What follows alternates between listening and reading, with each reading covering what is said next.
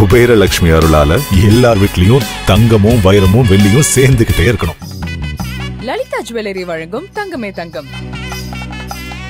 உங்கள் உழைப்பில் வாங்கிய முதல் தங்கம் எது? எங்க உழைப்புல வாங்கினதுன்னா திருமணத்துக்கு பின்னாடி ரொம்ப நாளா எனக்கு தாலி தங்க செயினா போடணும் அப்படின்னு எனக்கு ஆசை.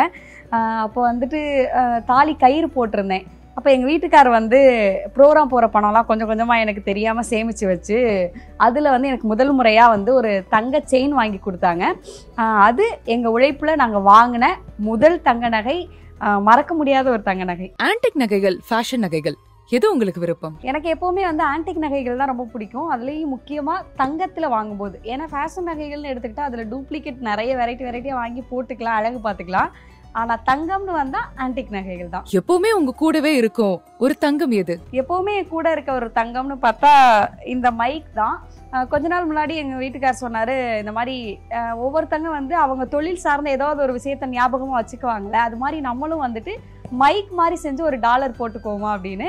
நானும் போட்டிருப்பேன், அவரும் போட்டிருப்பாரு. எப்பவுமே எங்க கூட இருக்கக்கூடிய ஒரு தங்க நகை இதுதான். அம்மா கூட ஒரு தங்கமான தருணம் எது? அம்மா கூட நிறைய தங்கமான தருணம் இருக்கு. அதுல ரொம்ப முக்கியமானது சொல்லணும்னா, எங்க அம்மா 9th வரைக்கும் தான் படிச்சிருக்காங்க. அவங்களுக்கு நிறைய படிக்கணும்னு ஆசை, ஆனா படிக்க முடியல.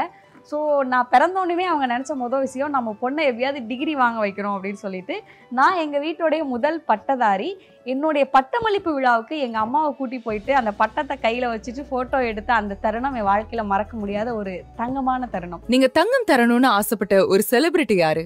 ஏன்? நான் தங்கம் தரணும்னு நானா இருந்தாலும் என்னுடைய கணவராக இருந்தாலும் நாங்கள் ரொம்ப ஆசைப்படுறது எங்கள் சூப்பர் சிங்கருடைய இயக்குனர் ரவுஃபா மேம்க்கு தான் கொடுக்கணும்னு நினைப்போம். ஏன்னா எங்கள் வாழ்க்கையே ஒரு தங்கமான வாழ்க்கையாக மாற்றி கொடுத்ததுல அவங்களுடைய பங்கு ரொம்ப பெருசு.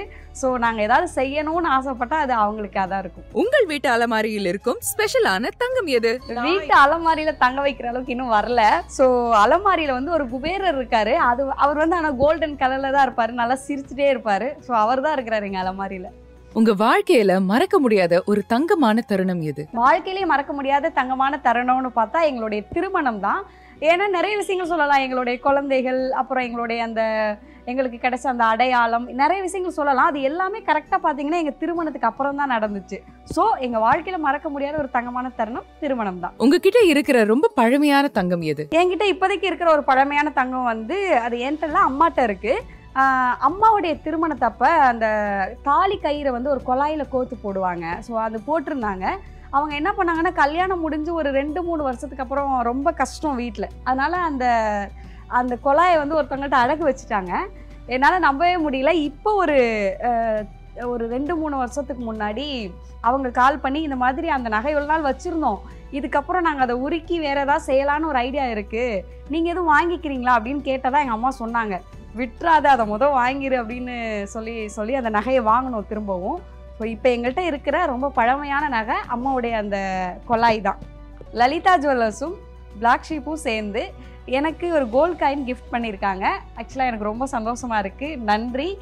எல்லாருக்கும் இனிய அக்ஷய திருதி நல்வாழ்த்துக்கள். அனைவருக்கும் இனிய அக்ஷய திருதி நல்வாழ்த்துக்கள். தங்கமே தங்கம் வழங்குவோர் லலிதா ஜுவல்லரி. லலிதா அக்ஷய திருதியை தங்க நகைகள் சேதாரம் 1% குறைவு, வைர நகைகள் கேரட்டுக்கு 5000 குறைவு.